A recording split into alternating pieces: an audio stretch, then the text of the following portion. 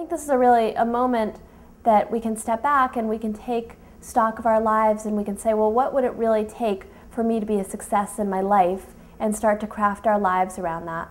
When we experience a material loss, it's very, very important to ask specific questions. What exactly have I lost? What of the material is absolutely necessary? And what is it that became a luxury that turned into a necessity? Who is rich? Hasameach bechelko, one who is happy with what he or she has.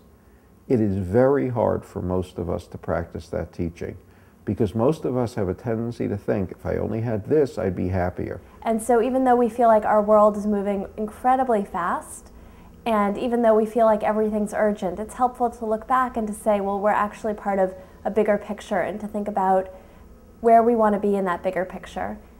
To be a believer must mean to be an optimist. Otherwise, one is saying this world is out of control, this world is meaningless, there is no guide. That we have the possibility right now of reimagining what we want both our country and our world to look like, and to start to create that, and to know that it's not going to be done by the time any of us finish our work here. It just won't. And yet we have to feel like we're moving towards something. Otherwise, it's hard to get up in the morning if you don't feel like there's something that you're working toward that will be better than what's been.